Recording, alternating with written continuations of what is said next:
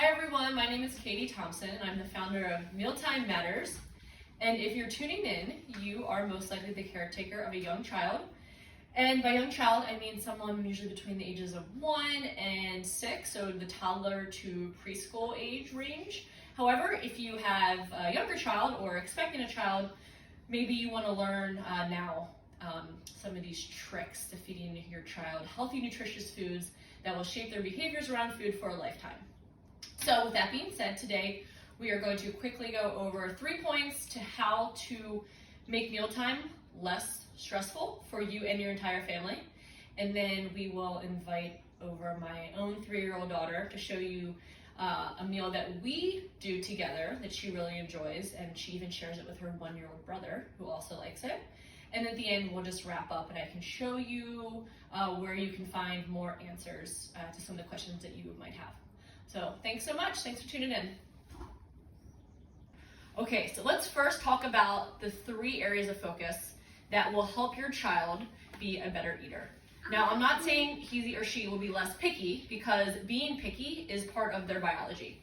So that is way above my pay grade to change their biology. But instead, we want to focus on how to make your life a little bit easier, since obviously you take on a lot by getting the food in the house, preparing the food, and then obviously enjoying the meal with them, which is often not very enjoyable. So my first tip is to step back and assess what you're eating and how you're eating, knowing that you are the #1 role model in your child's life. So are you eating a variety of fruits and vegetables? Are you drinking water instead of Coke? Are you eating smaller meals a day? Are you having distraction-free meals? So all these things are important, and your child is watching, even from the ages of 6 months and on.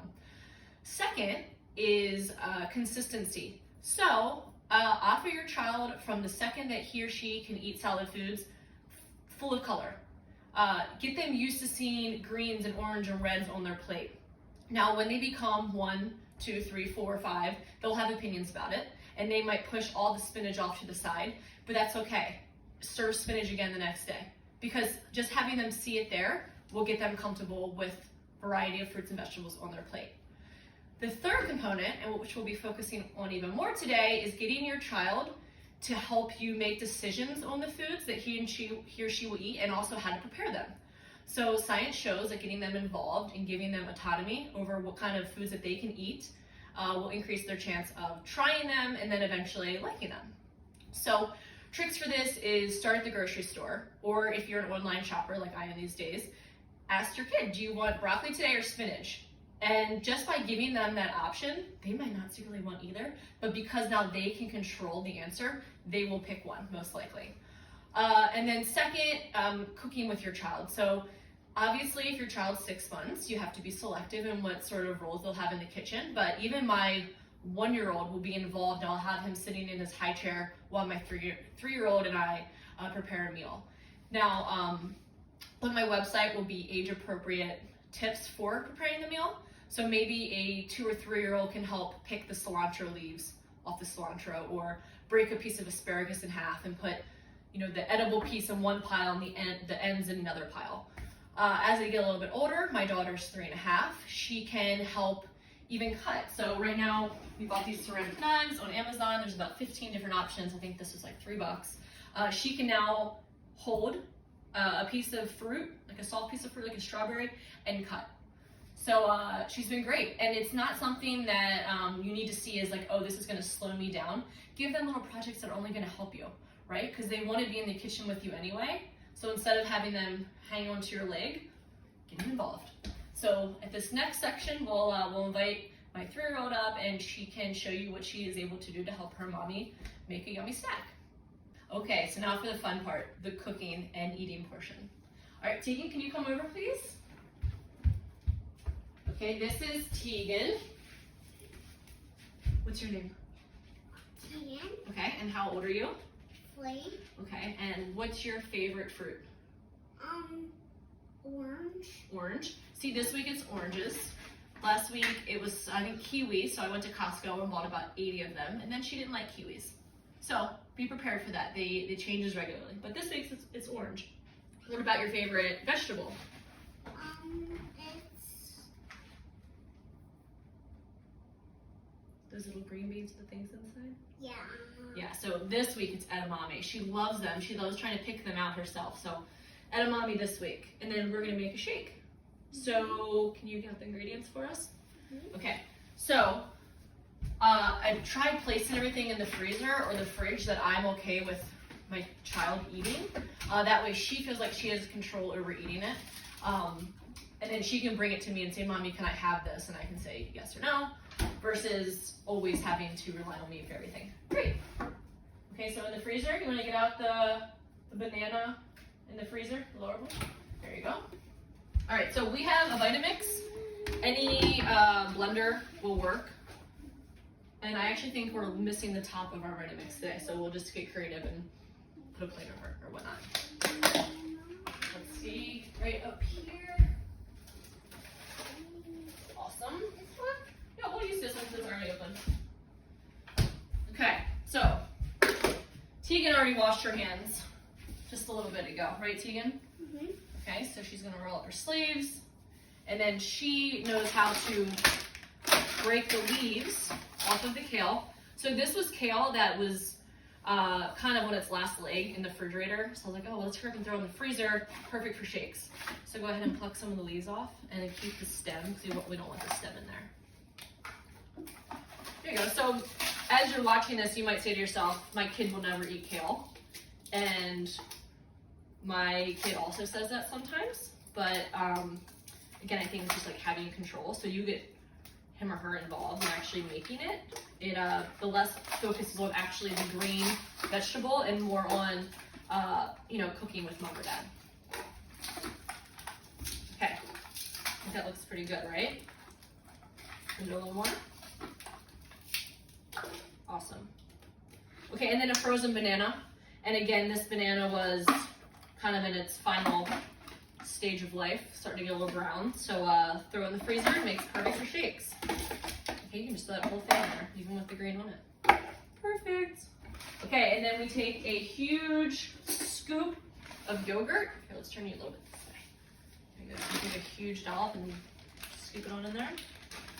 That's perfect. Uh-oh, got it on your finger? There you go, keep that on the side. And Tegan's getting really good at this. She's had some practice. Expect some disasters along the way. Like yogurt splattered all over the kitchen, but that's okay. Right? It's a learning process. Alright, so then okay, that's probably good. Take that. Alright, and then do you want to do some cherries? How many do you think we should put in today? 3? Okay, maybe let's do 3, then 3 more. Good.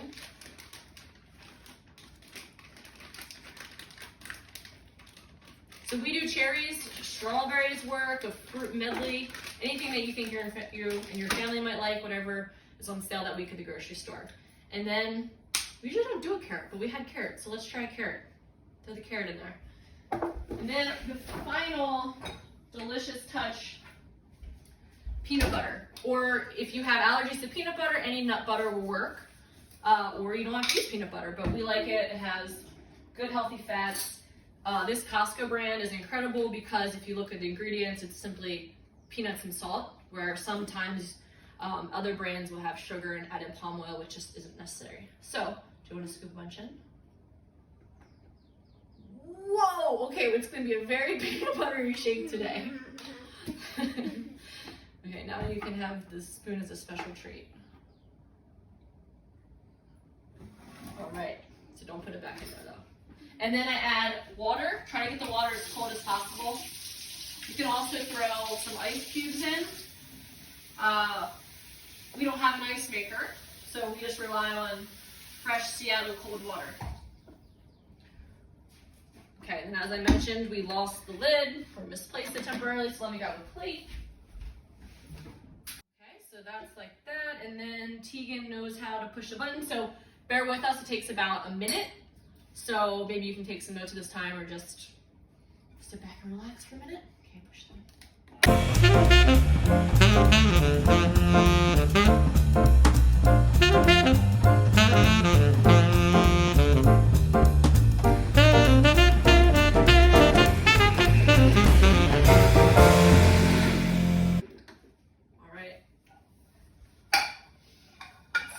delicious. Okay, stay right there. So we'll just get a cup to sample. Let's see.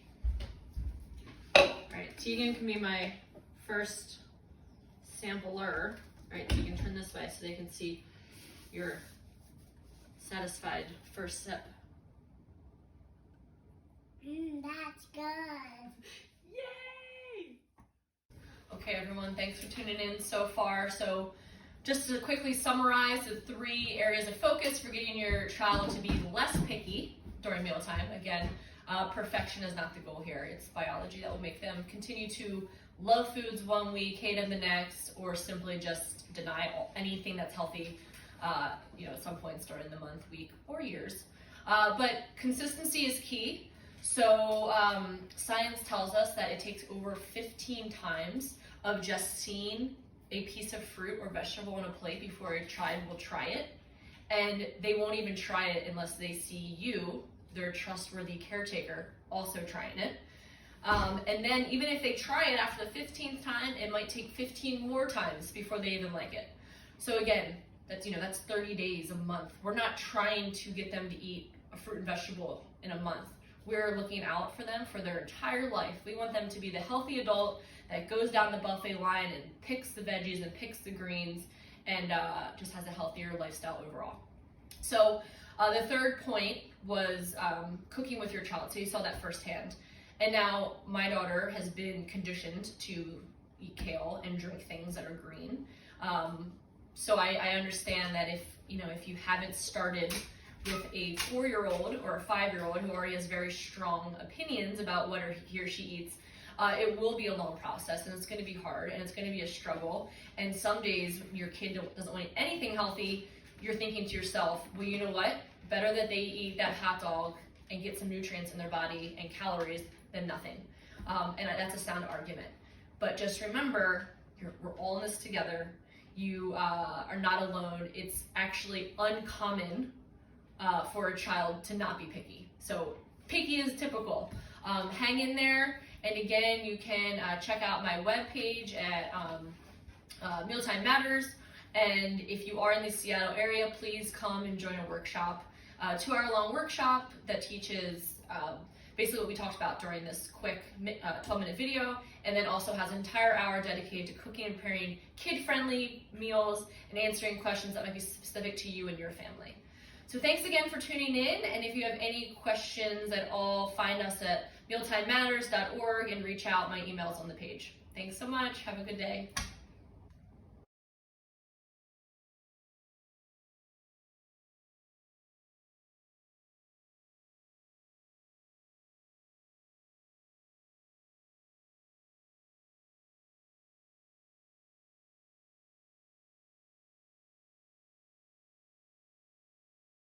I'm dying. This is good. Taking around for the 80s.